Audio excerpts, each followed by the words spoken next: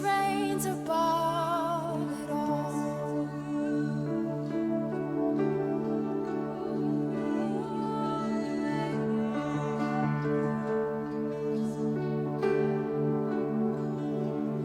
In the darkness we were waiting, without hope and without light, till from heaven you came running. There was mercy in your eyes to fulfill the law and prophets. To a virgin came the word, from a throne of endless glory to a cradle in the dirt.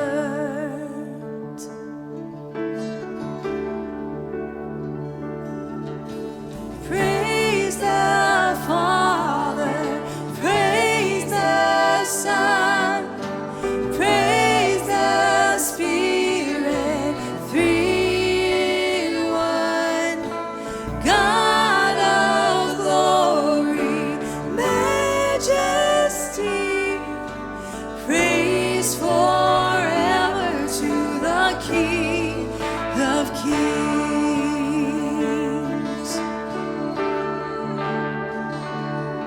To reveal the kingdom coming and to reconcile the lost, to redeem the whole creation. You did not despise the cross, for even in your suffering you saw to the other side, knowing this was our salvation. Jesus, for our sake you died. Oh, and we sing praise the Father, praise the Son, praise the Spirit, three in one. Oh God of glory, majesty, praise forever to the King of Kings.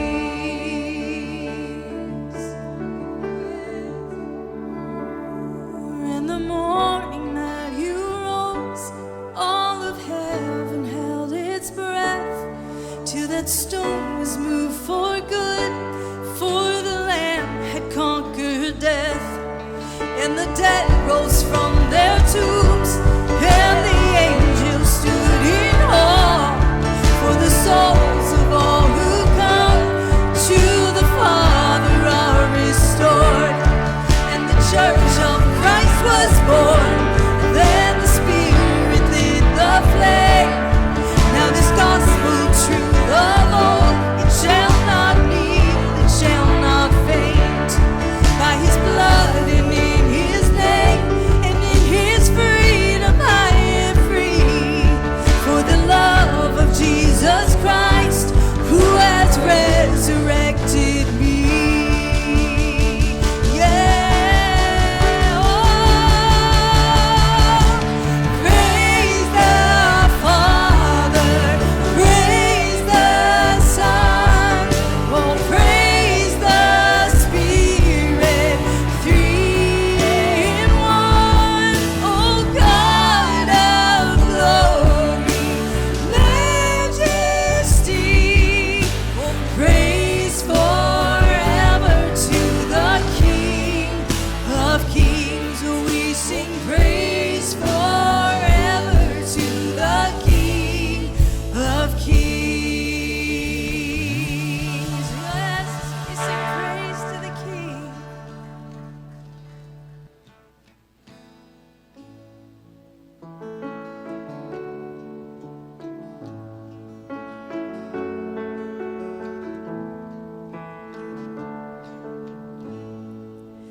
Let the King of my heart be the mountain where I run, the fountain I drink from. Oh, he is my song. And let the King of my heart be the shadow where I hide, the ransom for my life. Oh, he is my song. Sing it out, church. You are good.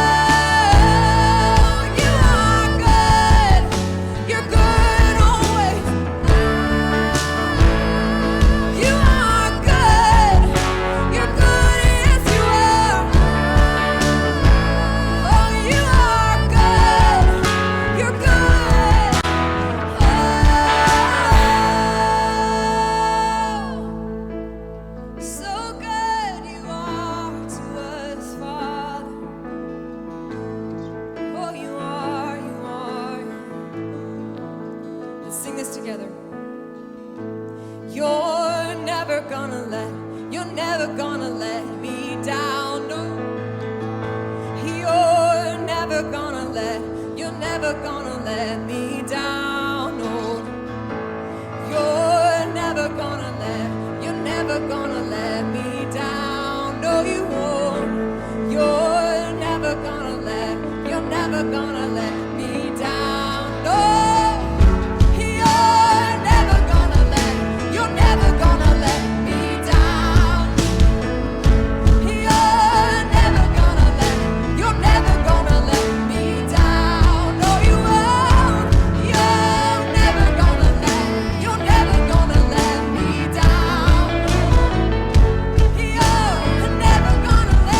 You're never gonna let me down, 'cause you are good. You're good, yes. Oh, you are good. You're good always. Lord, you are good. You're good. Oh, you are good. You're good, yes. Oh, sing, you're never gonna let me down, Lord. You're never gonna let me down, Lord. You're never gonna let me down. You're never gonna let me down, 'cause you are good. You're good. Oh, you are good. You're good always. Oh, you are good. You're good, Lord. Oh, you are good. You're good always.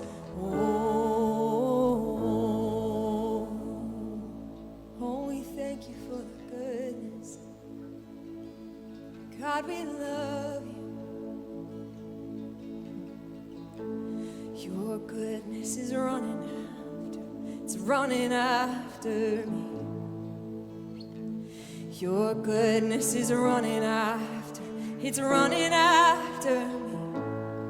With my life laid down, I surrender now. I'll give you everything, yes, I'll. Your goodness is running after me. Sing it out. Your goodness is running after me. Yes, it is. Your goodness is running after me. With my life laid down, I surrender now. I'll give you everything.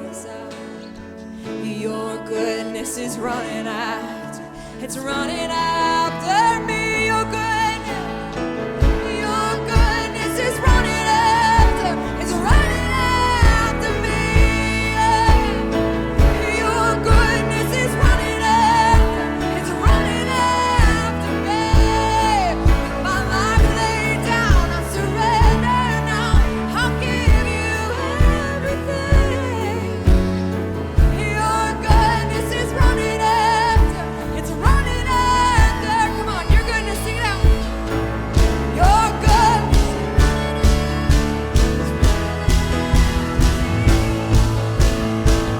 Your goodness is running after me. My life laid down, I surrender now. I'll give you everything. Your goodness is running after me. Yes, it is. 'Cause all my life you have been faithful. Yes, you have. And all my life you have been so good. With every breath that I am able, oh, I will sing of the goodness of God. Yes, I will. Oh, I will sing of the goodness of God. Oh, I'm gonna sing of the goodness of God. 'Cause you are worthy to be praised. Oh, I'm gonna sing of your goodness today. Oh, the weight of his glory. Oh, the wonder of his grace, the power of salvation that pulled me from the grave. This hope is not empty, and forever he will reign, and he won't be put to shame. Come on, lift your voices up. Oh, my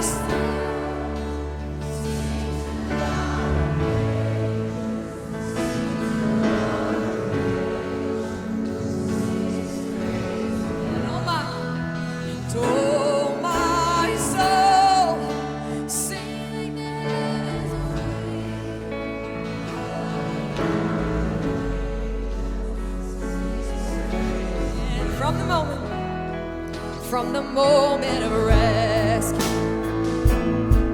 I have never been the same when his love took me captive, and my sin was washed away, and now I stand here forgiven. Yes, I do.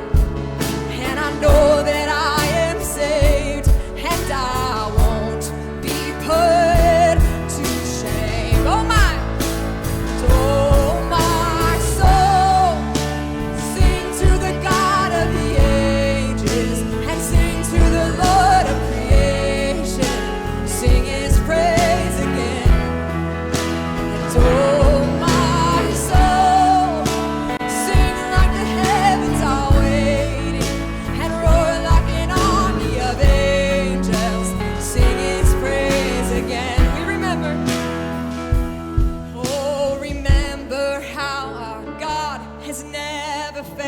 He's never failed us. Remember that his name will make a way. He'll make a way from the cross to the grave. He is risen and he reigns. Oh, praise the Lord. Sing his praise again. Here we go. Remember. Oh, remember how our God has never failed. He's never failed.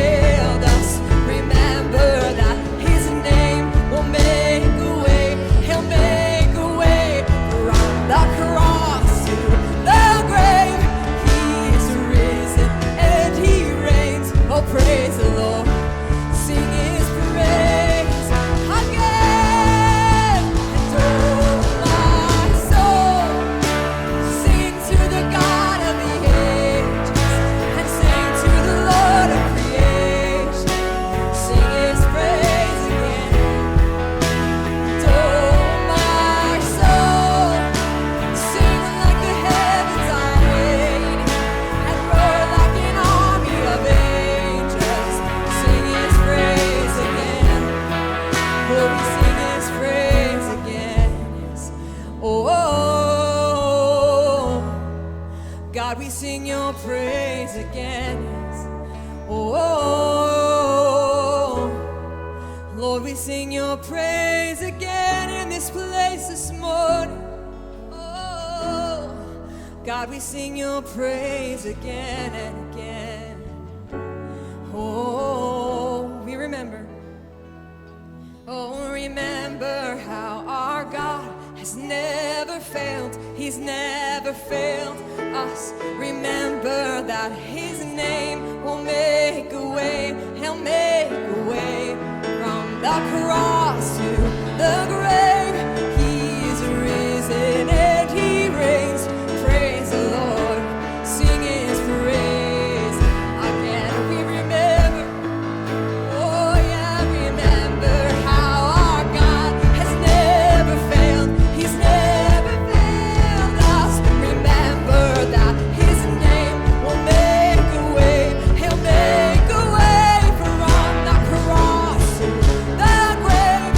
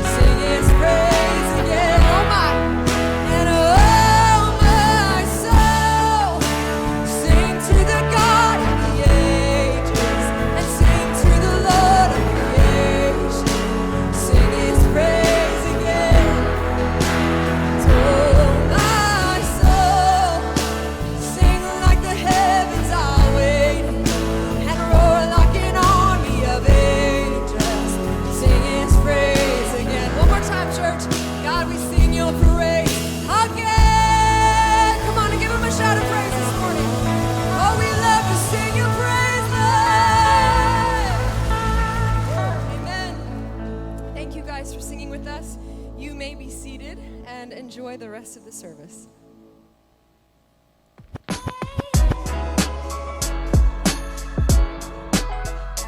Hello everyone and welcome. My name's Erin and I'm the Director of Communications and Graphic Design for Kesed, and I'm here to deliver your news. One of the expressions of worship here at Kesed is through our tithes and offering. We have many ways to give, like our giving boxes, kiosks in the lobby, text to give, and our church app. Thank you for your faithfulness. We have many upcoming events at Kesed. Financial Peace University begins Tuesday, October 11th from 6:30 to 8 p.m. at Kesed Uptown and is the 9-lesson class that will teach you how to pay off debt, save, and invest for your future. Our Moms Group Bunko Night is Friday, October 14th at 6:30 p.m. at Kesed Uptown. Wednesday at 7 p.m. at Kesed Uptown is the KSM Costume and Laser Tag Party. And Secret Sisters, a fun event for women at Kesed, begins October 27th. For 3 months, you become a secret encourager to another lady in our church through prayer and giving thoughtful gifts.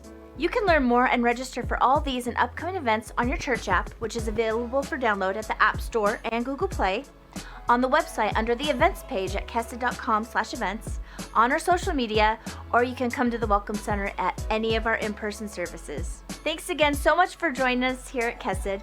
Please take the next few minutes to stand up and say hello to someone around you, and we'll continue with our service shortly.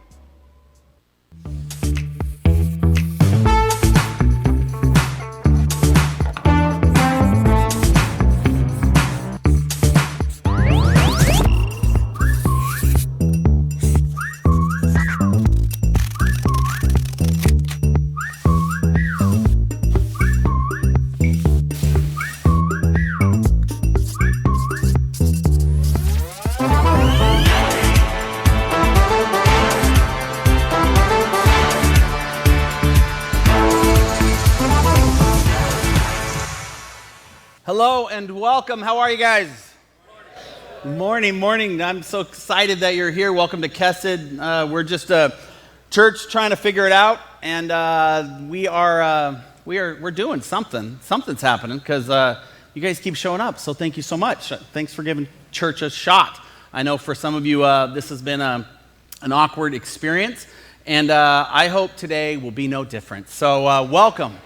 We're in a series right now called Forts, and it's church-wide, so we're doing it in our children, we're doing it in our youth and young adults, and of course we're doing it here on the weekend, and we're talking about the importance of having healthy relationships, specifically around this idea of when you were a child that you would build forts like with your friends and with your community, and then you learn to play and all other kinds of things that happened around forts. And so that's what the series is about. A couple things. We asked people to build blanket forts with their communities. Some people build, actual like forts out of logs and other such things. But this week is primarily all blanket forts. They're all just a little bit different, so I want to go through these for you. This is Linda, Julie, and Carol's blanket fort. So they have full power in their blanket fort, so that's exciting. This is from our Columbia caption. How many people think this should qualify as a fort? I just want to know. I feel like it's a blanket over a swing set, but I could be wrong. But I really like it, and it's probably one of the larger forts that we have. So a lot of people fitting in that one. This is Jeanette, and she says, I mentioned to 2 of our grandkids the Fort series and what it was about. They had the idea to use Granddad's ladder and the blankets so we could have our coffee, hot chocolate, before taking them to school. So Hadley is 11 and Wyatt is 5. So that's a nice little fort. So be thinking about the forts you're going to build, because we still have a couple weeks left and we'd love to see them. This is one of my favorite captions of any fort. This is Stephanie and her friend Tara. She says, Tara and I built a fort with her son Remy. She and I became friends after she and my ex-husband got their divorce. So they got that in common. So I thought that was cool. Definitely a God friendship, and we were so excited for this activity. Thank you for the opportunity. So I thought that was great. Welcome to Kesed. So today is going to be different. Today we are going to build the much anticipated breakup fort. So if you're a brand new guest today, welcome. So excited that you're here. Today's conversation, so far we've done it a few services, has gone really, really well. And I think it's just because people are willing to engage in some awkward relational conversations. Here's the goal, if I was to put it on screen. The goal is breaking the relational patterns of toxicity that don't bring life or relational connection. That's what we're trying to break up with. We're trying to stop just having friends because they're people in our life who happen to be around, but actually really evaluate the role that those people play in our lives and the role, of course, that we play in that relationship as well. For this to have good context, what I want to do first is give you a biblical kind of baseline of how relationships are seen through the eyes of God and how they're taught in the Bible. So that's what we're going to do to start, and then I'm going to give you some actual practical tools to evaluate some of the relationships you have that maybe need to be reoriented, or you may even need to walk through a breakup. Let's start off with our seeing relationships through the eyes of God. Creator God made you and I not to be separated from Him, ourselves, or each other. In other words, God made us to be connected. This is inside of our DNA. There's no one that you know, even if you're like, I don't like people, it doesn't mean you're not supposed to be connected. You can just be connected with other people like you who are grouchy and don't like people. But you're supposed to be connected. That's an important part of what the Bible says. The laws and values given in His book that God has invite us to uphold and protect those connections. When we transgress God's design, we damage these vital connections and so live separated from one another. The Bible tells us that God is love in 1 John 4:16. This is one of the most helpful ways to really understand the kind of connection that God has, because it's not just any connection, it's the deepest, most life-giving form of connection. The name of this church is Chesed. It's a Hebrew word, and it's actually Chesed is how you say it, but they spell that Chesed. And when we started the church, we tried that spelling, but everybody started calling it Cheesed Church. And so I was like, can't have it. So we spelled it a different way, Kessid, and that word means the steadfast love of God. It reminds us that God will uphold His connection to His creation and His children, but it also is this idea that we bear a responsibility on our end to protect and strengthen that connection as well. Meaning, you don't just get to be like, well, God is love, and God is a chaser, and God is a follower, and God is always wanting to connect with me, but if he really wants to connect, He'll try harder. We have a responsibility in that relationship. 1 John 4:16 is the rest of that God is love verse on both sides. And so we know and rely on the love of God has for us. God is love. Whoever lives in love lives in God and God in them. This is how love is made complete among us. Meaning that when you receive the love of God and when you offer the love of God, you naturally begin to connect with other people who are doing the same. If you were to take that passage and just add connection or relational language, it might go something like this.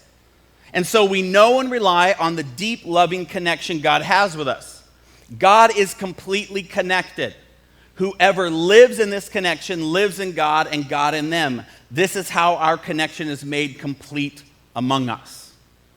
When Jesus asked what was the greatest commandment, someone asked Him that. He replies with connection. Matthew 22:37-39, you shall love the Lord your God with all your heart and with all your soul and with all your mind. You are to connect to Him. But also, this is the great and first commandment. And the second is like it. You shall love your neighbor as yourself. If we were to take this verse and rewrite it in connecting relational language, it might go something like this. You shall remain deeply connected to the Lord your God with all your heart and with all your soul and with all your mind. This is the great and first commandment. And a second is like it. You shall remain connected to and protect your connection with your neighbor as you do the same with yourself. This idea that we're supposed to be connected, I think, is most easily seen in children. We talked throughout this series about the way that children make friendships and the way that they talk about each other and the way that they engage so freely. It's like they're just living out this born connectedness, this desire to be connected to other people in their stories all the time. But along the way, as they develop, you and I figured out that not everybody can be connected with because not everybody's safe. Not everybody is honoring. Not everybody is somebody that brings life to me. And so we learn to protect those connections. And we do that through boundaries. This is just psychology kind of 101. Through boundaries, through clarifying where you start and where I begin. Part of being in a healthy, connected relationship with another person is understanding where each other's boundaries lie. And oftentimes we don't actually just say it. We have to sort of kind of discover it. I like these two quotes about boundaries. The first one says, boundaries need to exist in relationships for love to be true, genuine, and purely motivated. You need to be able to say this stuff. Where are you with this specific thing and where aren't you? Another quote about boundaries says that boundaries are the distance at which I can love you and me simultaneously. Some of you ought to write that down. By the way, all these notes are on the app if you want to get it afterwards or on the website. Every single note I have, if you want these quotes or these verses, they're all on there. For most relationships, this sort of boundary discovery happens organically and can be clarified inside common, everyday, healthy conflict. That's why conflict's so important, because it helps us clarify boundaries. That's why, Kesed, we talk about tension a lot. We talk about awkward a lot. We talk about creating spaces a lot for these sorts of relationships to be made. Because without those sort of things, then you could end up being in a relationship where there are no boundaries, or at least none that are respected. Quick FYI, if you have a friend that you have never ever had a conflict with, I'm willing to wager that someone in the relationship isn't operating at their full self. Either you've just kind of rolled over and said, well, that's just how they are. We've been friends forever, and they're just kind of a jerk. Or they have sort of just rolled over, and you're the jerk. That's basically the thinking right there. But everybody in relationship will eventually have some level of conflict. When there is no conflict, you're basically just pulling your punches and pretending. For Christians, we have actually taught this, and we teach it in the name of love and peace. We tell people like we should get along with our brothers. We should, of course, seek peace with our neighbors and all of those important things. And we get it from this verse in Ephesians 4:15. Rather, speaking the truth in love, we are to grow up in every way into him who is the head, into Christ. We are to grow up through truth and love to becoming like Jesus. But what's so profound about this is everybody preaches it as if it's love and love, but it's not. It's truth and love. And by the way, Jesus was in conflict all the time. Like the dude just rolled around picking fights, it felt like. And they were always fights for the marginalized, or for those who were bullied, or for the religious that were trying to impart their blind ideologies on other groups without understanding their perspective. Jesus was always walking up being like, nope, boundary. Nope, boundary. I mean, Jesus was crucified because he wasn't Roman enough for the Romans, and he wasn't Jewish enough for the Jews. He drew boundaries. And he's like, see, I'm God. I am the relational equivalent of love in this world. I am love embodied. And people were like, no, you can't behave that way. And Jesus was like, actually, you can't behave that way. It's like, good comeback, Jesus. It's like, come on. But he just sort of drew these boundaries that eventually people were like, we can't have him here. He's messing up how people see us, how they relate to us, how they are in relationship to us. Jesus was screwing up people's relationships the second he got here. And that's exactly what he wants to do today for you.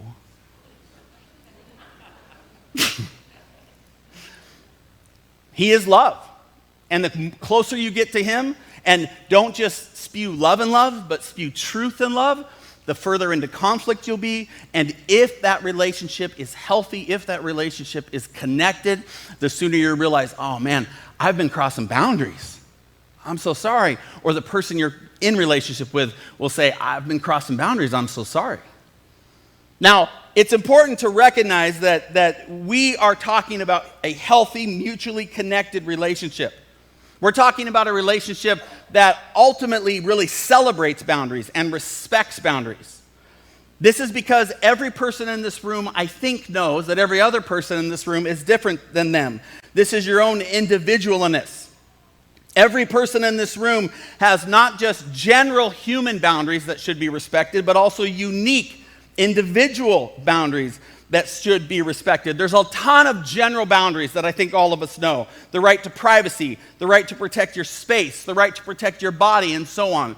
These are general human boundaries that if you don't understand, you'll end up in jail, right? That's just how that kind of works, right? Those aren't the only boundaries I'm talking about. They're, of course, important, and I don't want to undermine those things. But most of us kind of get that, and yet we continue to find ourselves in conflict that never resolves, and it's because we don't respect that sometimes something that's a boundary for you may not be a boundary for me, and yet that still means I should respect it. Let me give you an example in real time of my wife and I and some unique boundaries that I just had to lay down recently.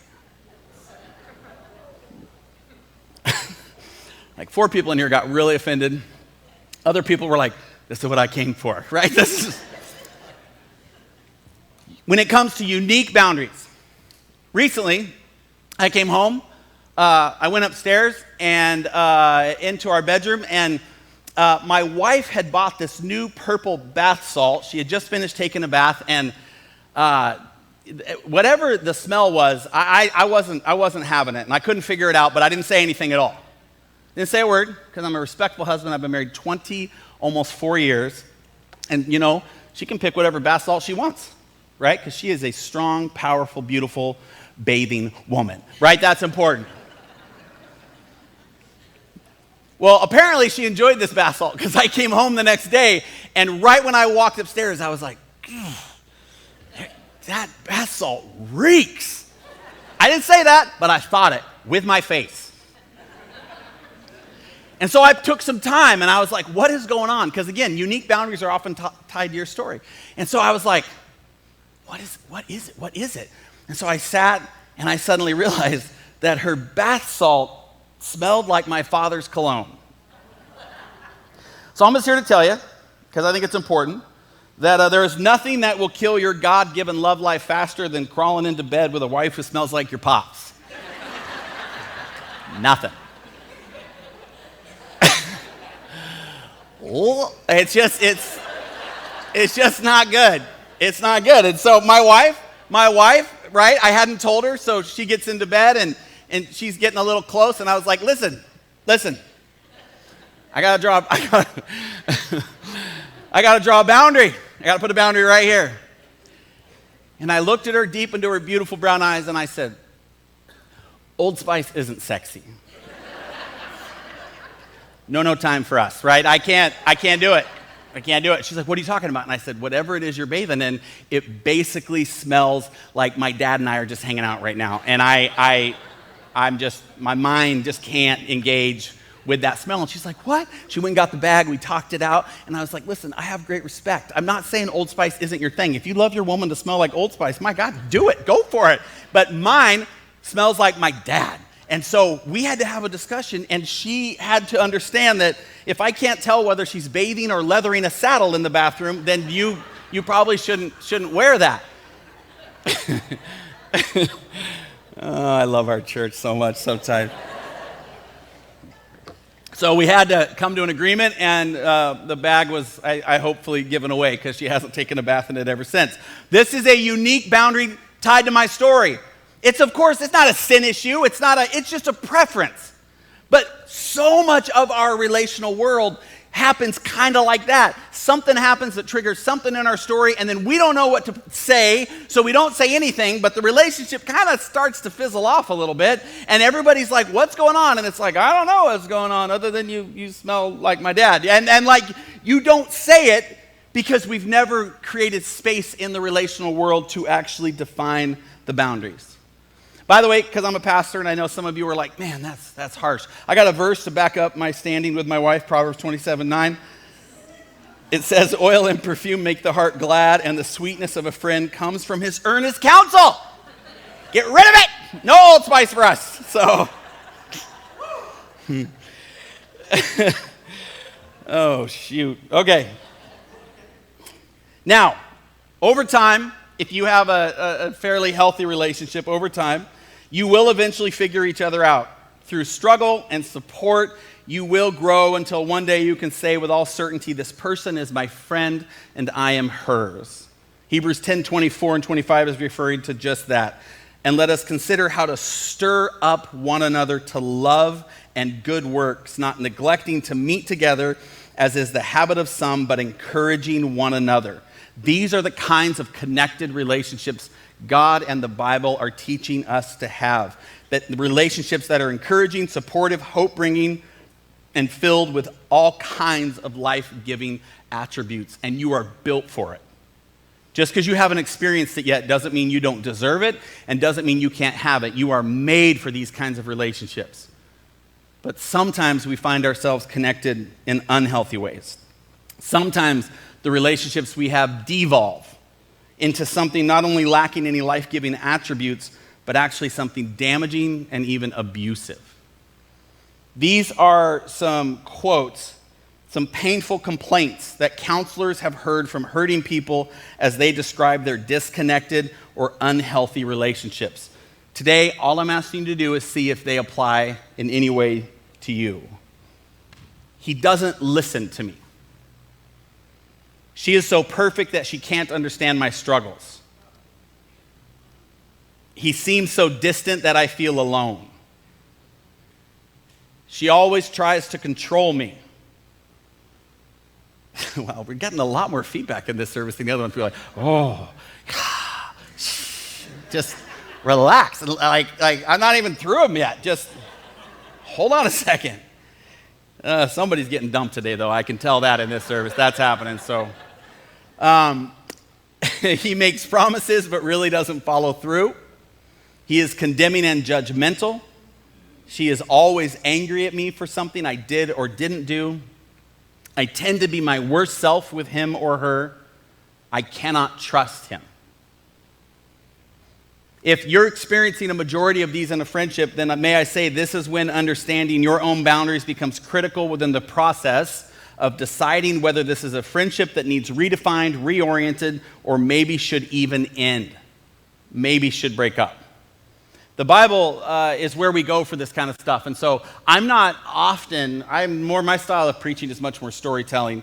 But I think with something like this, it's important that I'm able to give you actual practical tools or steps. So I wanted to go to the Word and see if there was anywhere, I think in the meeting we had for this talk, I was like, is there anywhere where Jesus dumped somebody? And we got a couple theologians around here, and they both were immediately like, yep, the rich young ruler.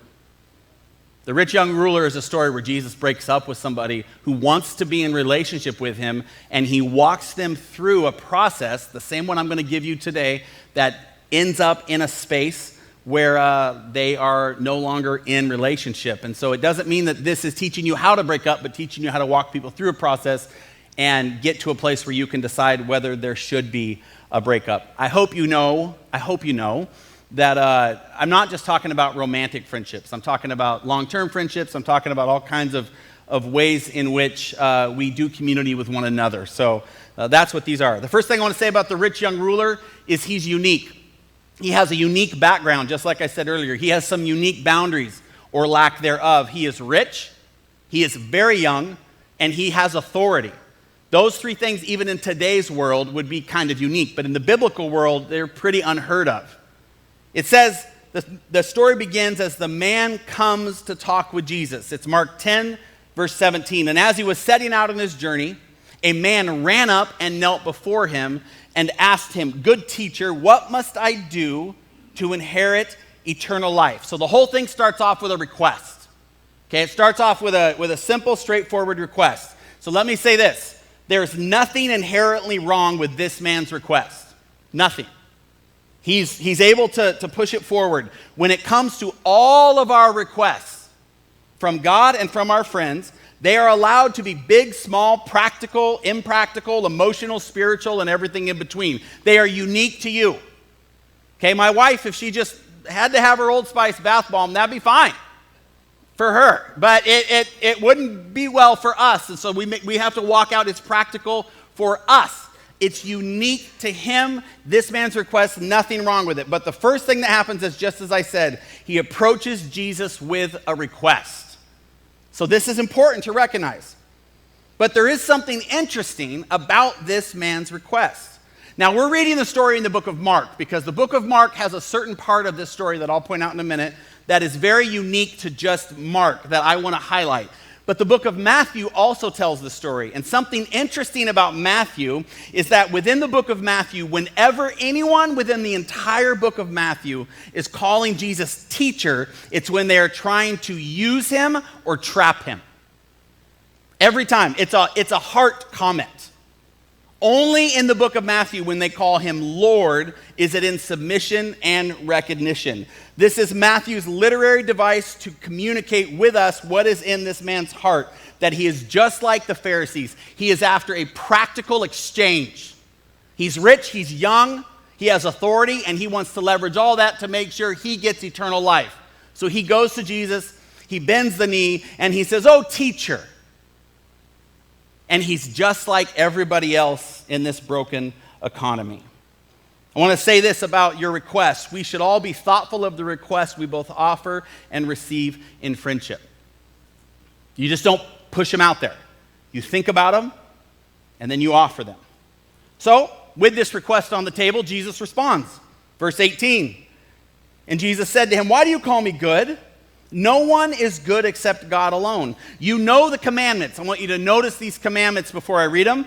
If you know anything about the 10 commandments, they're really two separate sets of commandments. There is the person-to-person commandments, which is what this man's about to speak. And then there are the person-to-God commandments. So there's 5 and 5. This man lists all the person-to-person commandments. Jesus says, you know the commandments. Do not murder, person-to-person. Do not commit adultery, person-to-person. Do not steal, person-to-person. Do not bear false witness, person-to-person. Do not defraud. Honor your father and mother, person-to-person. Do these things. And the man responds to Jesus' response, probably quite proudly, "Teacher, all these things I have kept from my youth." And then in the book of Mark, it's the only one that says this, and Jesus, looking at him, loved him. There was a long enough pause when the man took credit for the way in which he lived his life that Jesus was like, and now we're to the issue. See, you all have unique boundaries. I have unique boundaries, but sometimes those boundaries actually become the definition of our identity. They become what we are and what we aren't and what we're about. And all of a sudden, when God enters the picture, what we leverage to him is our healthy boundaries. Well, I've never done this, I've never experienced that, and I've never been here, and I've never done this, and I'm certainly not like that person, and I certainly would never do what they do. And all of a sudden, we become pharisaical or religious in our pious views of ourselves, and often that is what we offer to God, a nice little packaged up version of Danny with everything well lit, under lights, with a microphone that says, "God, look what I do for you." And Jesus is not having that. Those are important things, but they're not holistic things. And so let me say that if you're in a relationship with a really healthy person, it's probably because someone showed you how. It's probably because someone like Jesus looked upon you and loved you when you offered your cheap excuses for why you should be in relationship in the first place. So as we're sitting here talking about this person that you have in mind, that maybe you need to break up with, be considering just thoughtfully of when you were maybe just like that person and who loved them and who loved you. So, Jesus looks at him, he loves him, he heard the request, he offered the response, and now Jesus moves into a really special place, and it's an offer for repair. Mark 10:21, and Jesus said to him, "You lack one thing. Go sell all that you have and give to the poor, and you will have treasure in heaven, and come follow me." This passage could be one of the most misused passages in the Bible for getting people to give all their money to the church. Because this clearly is what Jesus has said this man is lacking. He has authority, he has youth, he clearly has leadership skills. He is a good person in the kingdom. He's doing well. He even honors his mommy and daddy, it says. That's what it says. I don't know if you noticed that. Jesus didn't rebuke him when he's like, "I've done all this stuff." And honoring father and mother are in there. But what Jesus does is customize his response to this man, and he knows that this man has worshiped those things. And he knows that this man's heart posture is pharisaical. It is self-absorbed. It is transactional. And so he builds a custom response for him. This passage is not, I don't believe, okay, this is where you get to question me, you get to go be your own theologian, because part of being in a community like this is you should question everybody on stage under lights with a microphone. Okay, just question it all. That's what you should do. But I don't believe this passage is teaching me to teach you that the ultimate end of all your goal, the ultimate goal of all the things you're working towards is to sell them all and go live under a tree somewhere and wait for God to reveal how it is you're going to be a part of his kingdom. I don't see that. This is a custom verse for him. And actually, it should be more scary, because what that means is that when you present your box to Jesus of goodness, he has a custom response for, oh, that's wonderful. I'm so glad you do that well. Have you ever considered this? And it's something totally unique to you. See, in my own personal world, you know why this verse hits me unique? Because in my own personal world, I'm actually opposite of the rich young ruler. I was the young authoritative pastor. So I was actually good at all the church stuff. I was good at all the honoring God. I was good at honoring my heart, honoring my eyes, making sure I was focused on the right thing. I've done this now full time for 23 years, full time. And the first 10 years of it were a train wreck. Because I didn't have a community of people around me that were willing to call this kind of stuff out. So as long as I performed, nailed the sermon, nailed the numbers, nailed the growth, was able to climb the difficult ladder of church growth in the Northwest. It's so hard. And I'm like, but I'm doing it, God. Look at me. And then I would go home to a marriage that was less than splendid, to children who never saw me. Actually, my God to heart stuff was solid, but just about all the rest of my other stuff was broken.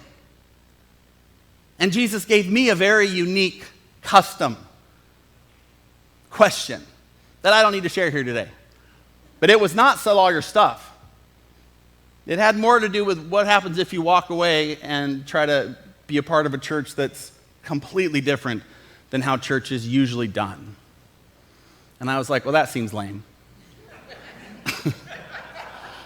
And but it's turned out to be really, really special. I don't know what your unique custom response is from Christ.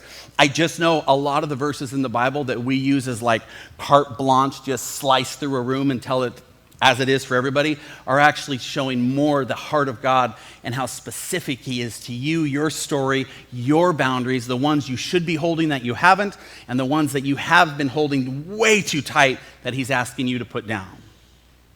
That'll preach right there. That's for real. That's not even in the notes. That's just you and the Holy Spirit and the person you brought that you thought you were going to break up with today. But now your heart is like, ugh. That's all right. So Jesus offers the repair. He says you lack one thing. Repair, here's the quote. Repair is about protecting and healing the relationship, the connection, and holding it as sacred above the circumstances. It's Jesus saying, I don't want what you're offering. I want what's best and brings health to you. Jesus is saying, you are invited to follow me to this young man.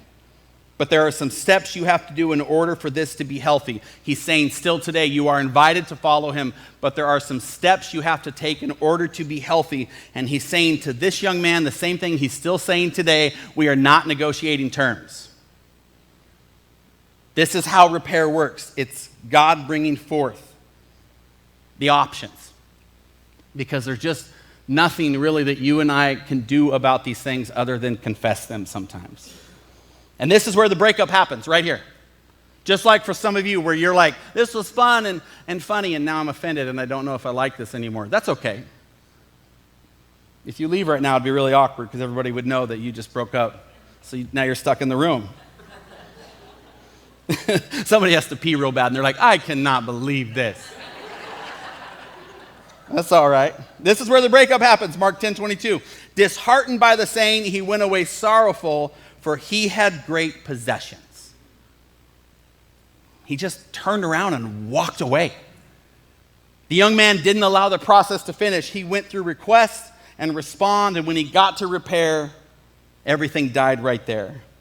I believe there's one more step that he missed that this rich young ruler would have experienced if he had decided to take Jesus up on his offer, and it is quite simply resolve. Relational resolve means making a choice to move forward. It doesn't mean having all the answers. It doesn't mean suddenly being able to be like, oh, with great clarity of mind, I know how to set down all these things that I have built into my life as my security, and now Jesus wants them, so I'm just going to be ready to go. No, it just means committing to Christ, that you're aware of those things and walking in relationship with him. That would have been a process for that rich young man to sell that stuff. Then he would have had to ask, what do I do with all the money, God? Then he would have had to ask, then he would have had to ask, then he would have had to ask. But instead, he doesn't even engage in the process. He just turns around and goes home. I don't know what the process looks like for you. But I know if you're willing, I know for me when I was willing, I didn't know what this church that God wanted to build would look like for me. I just knew what it wouldn't look like. And slowly over time, as I offered excuses, I was called out. I was convicted, I was able to set those things down, and suddenly I'm standing in a place I do not deserve in front of people that are far better than I am at this sort of stuff. But I am gratefully in resolved relationship with God in this particular area in my life. When you have that resolve, when you have that willingness to move forward, it just becomes this beautiful, healthy relational pattern that suddenly, I think my wife would say, my children would say, has caused more healthy relational patterns and more difficult conversations and more stuff that I have to give up. But this time, I'm like, okay, I get it. But it's custom to me just like it's custom to you. Here's what I know. A healthy relational pattern should be able to consistently flow between requesting, responding, repairing, and resolving. It should be able to flow back and forth inside those things. The question then becomes, how do your friendships measure up when put through this filter? Now, I want to be very careful right here, and I want to be very articulate when I say your friendships don't need to be filtered all the way to the end to resolve. They can be at any point inside this story. You may have friendships that right now are flowing in and out of requesting. And you're requesting, and there's respect, and I'm requesting, and boundaries are getting defined, and you're like, okay, we're just in the season of requesting. We haven't even got to responding yet. We're just creating spaces to request. Or you could be inside repairing, and you're talking about repairing. You've already done the requesting, you've already done the responding, now you're inside the repairing. It doesn't matter where you are in the process. What matters is that you should be able to flow in and out of those discussions. Identifying boundaries, talking about when they were crossed, talking about things you need to give up, talking about things the other person needs to give up. And all of this should be happening not just with heart to man, but also heart to God. You think I'm fully resolved in all these areas of my life? You're crazy. Like God is constantly pointing out boundaries that I've offered to him that I thought were good. And he's like, Danny, that's an excuse. And then there's other areas where I have no boundaries and God's like, what are you doing? And I'm like, well, I'm flowing. And God's like, Danny, boundaries. This is relationship. This is what it's all about. Knowing him knowing me, knowing you knowing me. This is what we're supposed to do. But if you find that a relationship is consistently stagnant in any of these areas, a conversation should be had about how to move forward. Does it need, with great patience, to be reoriented, or does it need to end? Allow me to say with this part too. When I'm talking about end, it could be end forever, which is a really heartbreaking thing to walk through with another person, or it could be end for this week, or it could be end for a defined period of time. Okay, I don't know what end looks like for you, but I do know that we all are called to walk through this relational pattern. I also want to say, because I had a gentleman text me, and he's like, so how's this sermon apply to my marriage, to my wife specifically? Like I don't know if I can just break up with her like this. And I was like, correct, sir. This is breakup Sunday, not divorce Sunday. So that's a different weekend. So... You know, but what I do know is if you end up divorcing the same man, you could build a tent with that ex. I do know that. So that's a positive, right? So who thought? Who knew? But my point is that you've got to filter this stuff. Don't just take this stuff home and use it as a bat on somebody. You got to be aware of where you're at and who you're in relationship with. Let me also say, some of you, the reason you don't have friendships that are life-giving is because you have so many friendships that aren't life-giving that when people see you across the room, if you will, in the community, they can tell that you aren't someone that demands healthy relationships, and so they're not willing to climb into that with you. Some of you, you're going to have to leave a relationship and feel pretty alone for a while. I know there are kind of small groups happening at Kesed right now. I think a bunch of them just launched. I asked just before we did this weekend if there were still openings. There still are. If you're looking for kind of like a group of people that are committed to this sort of process, you can check those groups out on the app or at the Welcome Center. But some of you, you're going to have to leave the circle you've relied on so long. And my hope is that you're willing to step into a different one. But most importantly, maybe second most importantly, what if you're the person that needs broken up with? What if, like, you thought you brought a friend, but the more that this talk has gone on, you're like, oh, I am the friend. What if you're the one that's always crossing boundaries? What if you're the one that's controlling? What if you're the one, and most likely, by the way, I have great compassion on you, so I hope you see that in my eyes. Most likely it's because somewhere back in your story, you learned that you had to be this certain way in this certain environment to protect yourself. And I'm just here to tell you that there is no protection for what happens when we stand before God and are honest about the things in our life that are dysfunctional and hurting ourselves and other people. There is only vulnerability. And you are going to have to be willing to stand in the mirror today and ask yourself, what part of the dysfunctional relationship do you play, do you hold, and what are you supposed to do about it? Yeah, somebody else is like, I knew it, I'm breaking up with you first, right? That's like, let's get to the car as fast as we can. This is now the most important question, though. Here's my question, my closing question. How is your friendship with Jesus going? Where in your process with Jesus are you at? Are you requesting? Are you responding? Are you repairing? Are you resolving? Are you flowing back and forth with Him? Because this process is ultimately what it means to be in relationship with Him. And so the question I want to ask you is, where are you at in the process, or where have you frozen the process? Because you just can't get over this or this or this. And so yes, you requested Jesus, but when Jesus responded, you didn't like that. You weren't having that. Or maybe you were able to push through the response, and now you're at the repair part, but you're like, nope. Maybe you're really good at people to people, and you got friends everywhere.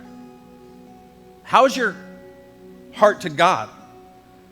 And maybe you're rich and you're young and you have authority, and maybe like from the outside you're locked in. And that's what you've been offering Christ this whole time, and that's why the relationship with Him is just kind of blah. Because He's like, but what I want is I want that. It's custom just for you, by the way, whatever that is. I want that. I want that. I want that. And you're like, I don't want to flow into resolve. I don't want to flow into respond. I want to keep control. These are boundaries that have benefited me back when. And Jesus is like, yes, but we're going to go somewhere. We're going to build a different kind of thing. And you can say, just like I did, and you should, well, that sounds lame. And then let God build your unbelievable life in a beautiful church. Because then, I've said this before and I'm going to say it again, I think the reason that something's happening at Kesed is because once people get to know me and the other leaders, they're like, couldn't have been them. I really believe it. I think God gets so much credit here and so much glory here and so much honor here because once people get to know us, they're like, well, this doesn't add up. How amazing would it be if you were to receive those custom convictions of the Spirit and build a life that once people got to know you, you were just like, Jesus? Like you were opposite of the rich young ruler. You're like, I don't know. I just go where He wants me to go, and I listen to my Spirit, and I listen to Him, and He's my friend. How beautiful would that be? Or maybe some of you have broken up with him without even realizing it. You're not even in process. You're just kind of showing up today to check a box because one of your boundaries was to make sure that you spend the Sabbath in a church service. And Jesus is like, church is sort of 7 days a week and wherever he is, which, by the way, he's everywhere, except for in the bath of Old Spice. I don't think he's there. I think it's just a lonely, spiritless place that my wife lives sometimes. Let's bring it back to the cross, people. Let's be serious now. What if there's relationship offered custom for you right now? What if? How beautiful would that be? So, I'm going to close this service with simply that. A prayer that offers relationship. I'm going to have everybody bow their heads and close their eyes. I don't know your story. I don't know your journey. I don't know where you came from. None of this is magic, but I believe in a God who is alive and who has seen all of you all the time. And if you are tired of running, if you are tired of excusing, even if you've got some really solid excuses because of some boundaries that were crossed in your past, God wants to build a custom word for you right now, one filled with love and value and permanence and purpose and forgiveness and hope and truth. He wants you to unfreeze from this space that you're in and flow with him into this life that he wants to build that you cannot see. And so if you want to engage with that God, just in your own heart, you can say something simple like this. Just say, God, it's me. I'm done. I've built boundaries that I shouldn't have, or I haven't put boundaries in places that I should. God, I don't want to break up. I want to be in community with you. Please come into my life and fill it with your presence and your purpose. With everyone's heads down and their eyes closed, there's others of you, and you know you have to have some really courageous talks this week. And so with great compassion, may I just pray over you. Lord, may there be gentleness of words and softness of eyes. May there be a desire for wholeness above all else, above vengeance or justice or anything else. May you give us the ability to stand where you've put us, to raise our heads, to bring you glory, and to be a part of relationships that bring life and healing. We thank you, Father. We lift it all above and to you. In Jesus' name, amen. Amen. God bless you guys. Thank you so much for coming. I hope you have a great breakup with whoever it is.